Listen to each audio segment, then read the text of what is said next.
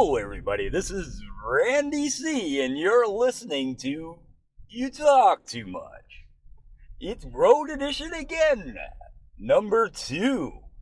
And of course, I wouldn't be doing this without my festie from the Westie Bestie. And Milton is west of Mississauga. I was able to find that out. Eric B, how you doing today? Oh, Randy, see, I'm doing good, man. Thanks for having me on the show, and thanks for the opportunity here. I can't believe this is even happening, bud. Why is that? This show is all about you. Please tell us more. What is what we talk too much? Well, about the lives and times with Eric Blondon and Randy C, and when we talk too much. Okay, can we stop the gimmick now? No. No? Okay, I don't want to be gimmicking the whole time. I mean, we have listeners that actually enjoy the standard of the show that we put out. Come on! We almost Jesus died! Christ! Honestly, we almost died. I think Eddie Kingston drove by and almost hit another car with a barbecue in the back of it. The propane tank almost flew into our window. Dodge Durangos are all over the place, folks. It's just insane. But yes, folks, thank you for listening to me and Randy as we rant about what's just happening outside of the world of wrestling, really. If this is your first time listening, it is a show where we just talk about life and all different types of things. Randy's back, for example. Hey, that's why we're driving downtown right now. But that's not all we talk about. Randy, we talk way too much, though. Seriously. That's it, we do.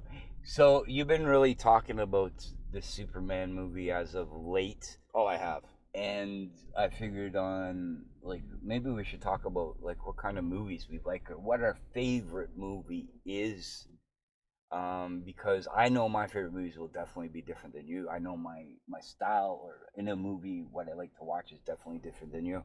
I know my humor is 100% different than you, proven this morning. Not nearly as dark? Yeah, I guess that's it. So, Eric B., growing up, what type of movies do you like? What really attracts you to watching a movie? Because I know some of the movies you told me to watch, and I have no clue the reason why.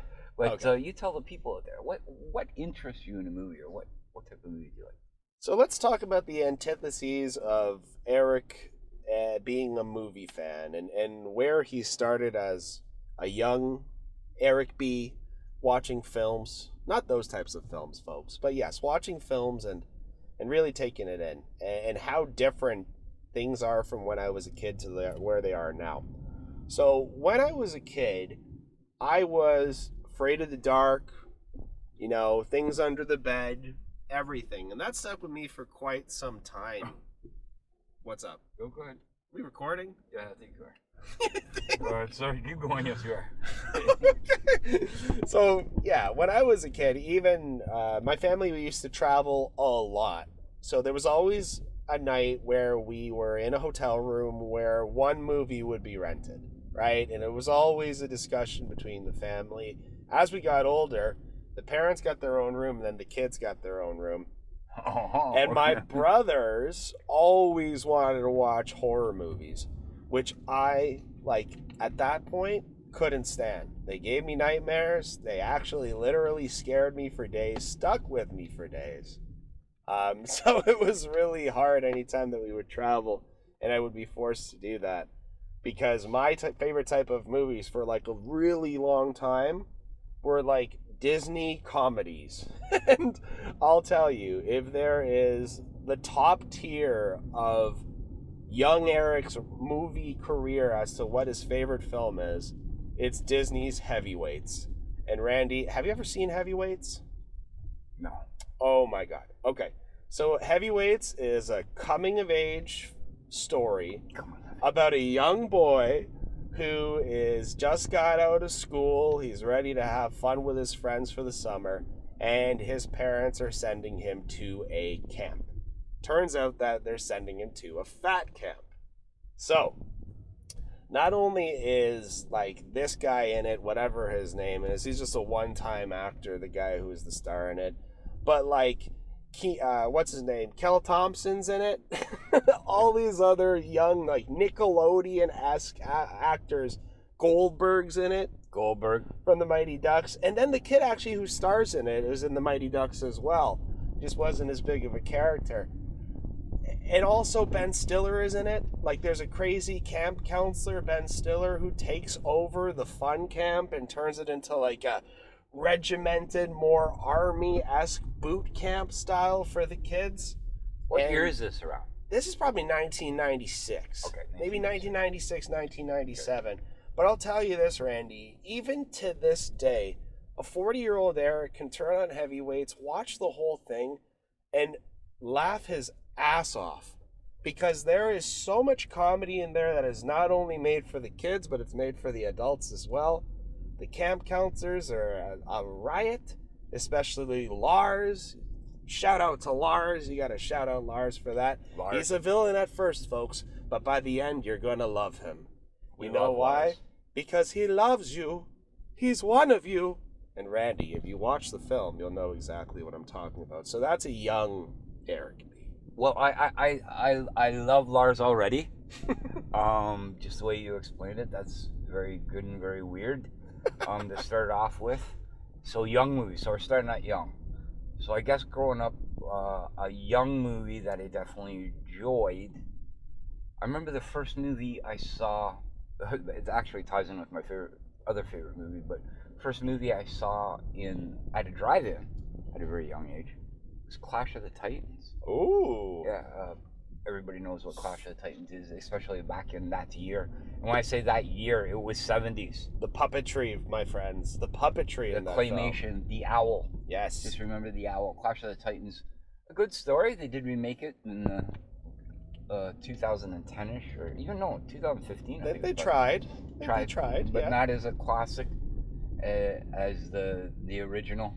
No. And the toy line was better back then too.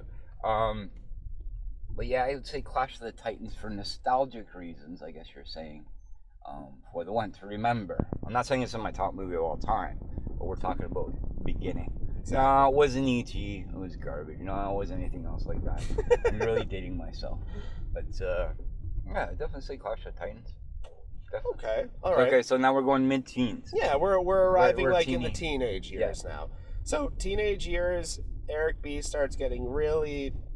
Like, obviously, I'm in my teens, I'm a young man, I'm really into this kind of fighting stuff going on, weaponry, all of that stuff. This is when you're coming of age, right? Yep. And for me, I really got into these super epic-esque films. And I think that because of my history, even being from, like I told Randy before we started recording, I'll be in New York for a couple of weeks, and that's where... I grew up in the summer times. So for me, my teenage years movie was Gangs of New York. And I absolutely love Gangs of New York because of so many reasons. One, I think Leonardo DiCaprio has always been in my top 3 actors in Hollywood as far as what I enjoy watching. 2, Daniel Day-Lewis is just phenomenal and scary as hell in that film. Talking about a believable, terrifying Bill the Butcher himself. Dude, when he takes out the guy that is running against him for mayor of the town and beats his head in front of everybody with the stick that he beats people to death with and does the final notch on the guy's stick from his own head.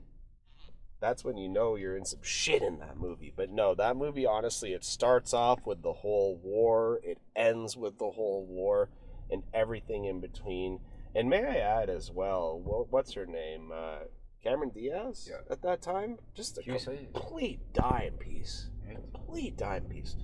So that means 10, folks. I'm hip. That's my teenage movie. What about you? Teenage movie? This is so hard. Now... For me, teenage years was iconic. All the cult classics are through my teenage years. Now, when I say cult classics, Porky's? I have a whole bunch. No, that's pre my teenage years. But I will start with The Breakfast Club. Oh, yeah, there you go. Probably one of the most iconic cult classic movies out there about children in detention and different type of people and how they get along during their weekend detention. Now, you have to know what that movie is. If you don't, then definitely look it up. I'm not going to explain it, but I'm pretty sure you all know. If you don't know what that movie is, you might need to go to jail immediately. Like this person here at the side wearing a hospital gown. Oh. But in turn, it's all good. What did he say? Yeah, I said that. As well as The Lost Boys. Oh, The Lost Boys. Another cult classic. Great soundtrack as well. Live by the life of the song. Now this is where the comments will come in and the making fun of me will happen. Just like The Breakfast Club, I did fall down the Molly Roll. Hold on one second. Quick question before we go into that. What is your song from The Lost Boys? Is it the saxophone song or is it Cry Little Sister? Cry Little Sister. Oh man, I love the saxophone song. I still believe at the start. Come on, man. I believe you would do like that as well. You bastard. But then the comments and the likes, the comments and the yelling and making fun of me will begin now. I fell into the Molly Ringwald trope. Pretty in Pink, 16 Candles, all those movies. Those are good movies, man. If I wanted a girlfriend, it was Molly Ringwald. And Breakfast Club, I think, sort of caught me into it. So, the 80s were a great time for movies, and a lot of classic movies were done in the 80s. Yeah. But still not my favorite movie of all time wasn't there. It still wasn't in my teens, but there's a lot of them close in there. Yeah. Now we'll go to adults. Yeah, see, honestly, as an adult, it's hard to pinpoint even what I could determine to be my favorite movie of all time, because as we go forward, year by year, I just keep on getting more amazed by cinema. And if I'm going to go into horror, if I'm going to talk about the horror genre and what I like now as an adult, I think that I would be absolutely dismayed if I did not mention how much I enjoyed this year's release of Nosferatu. I just thought that it was an absolutely perfect horror movie. What it was shot like is just constant feeling of dread is the best way that I can put it while watching this film. A constant feeling that something is wrong and something is going to happen, even in the scenes where there's tons of light, love, and good energy. You know something bad is coming and lurking around the corner. And Bill Skarsgård's portrayal of that horror character, as he continues to knock it out of the park from playing it to playing Nosferatu, I thought Nosferatu was phenomenal. And of course, I'm currently living my life like Superman, but I'm not allowed to talk about Superman today. So, here we are. But, Randy, you gotta know that kindness might be the real punk rock. I thought you were gonna push on the people like you pushed on me for a month of the monkey. But, definitely, Eric B suggests you go to watch it. I definitely suggest maybe not. But it is different. I will say that, yes, 100%. But yeah, good choice for that. I think so. Myself, I'm caught in the superhero trope, and this is highly non-debatable, people. I know you got Marvel, Avengers, Infinity War, Endgame, but mine is Guardians of the Galaxy in the Marvel trope. Yeah. It's fun. It's different. Are we looping the whole Guardians of the Galaxy into this? 1, 2, and 3? Oh, definitely 1. I enjoyed 3. I think 3's underrated. I'm gonna say 1 and 3 were probably my favorites, and that 2 is the point where the series took a little bit of a dip, just because you're introducing so many new characters. Yeah. Well, no, 3. You introduce a ton of new characters too, though, right? Well, we know where we're going. Yeah, we know where we're going. And it's based around Rocket, which is good. Yeah. Rocket deserves it. Well, they wanted to do a Rocket movie, and then they decided, let's just make Guardians of the Galaxy more about Rocket. And yes, again, Marvel as soon as they partnered up with Disney, man, everything that they've done since then is just absolutely insane when it comes to hitting you in the heart feels. I think every Marvel movie makes you cry now, or every superhero movie is like designed to make you cry at one moment or another. We're in the phase of Marvel movies where every superhero is alone and they have to fight their own demons. It's not group mentality. Or if they are in a group, they're still fighting their own demons within themselves. Makes no sense. But that's the Marvel trope right now, to me anyways. But it makes sense though too. Yeah. But nothing can beat a good old superhero movie. Except for one. So we're going to say, favorite movie of all time. Eric B. Go ahead. Oh, geez. Honestly, man, I am not the person to ask about favorite movie of all time because as you could probably tell from this discussion, folks, my taste changes like drastically, really drastically as an adult, especially let's say year by year. It just changes drastically. So I'm going to throw it out to another Disney movie that I can still watch at any time. I've probably seen it 2,000 times. It just went past its anniversary. One of the greatest movies of all time. A Goofy movie. Okay.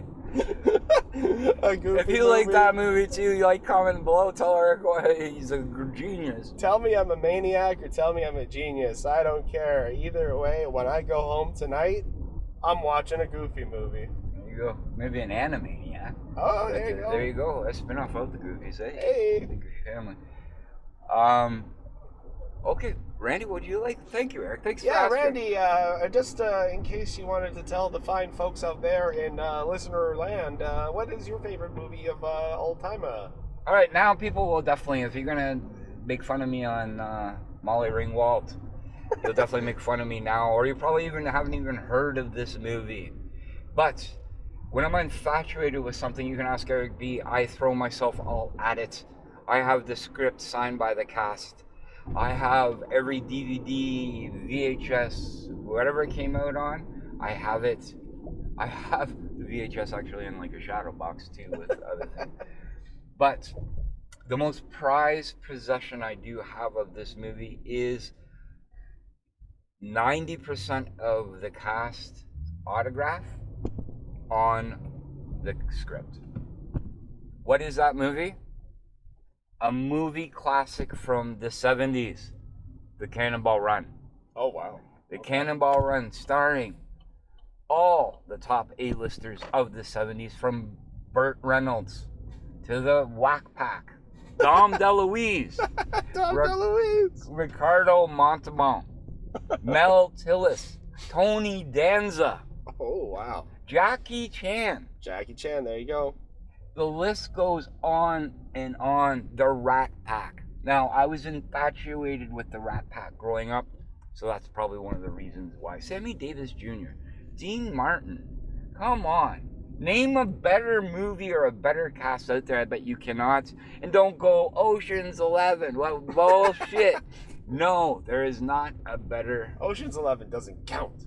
No, it's not even close. There's not as many. There's 52 actors. Yes. They purposely put 52 A-listers in this movie one for each state.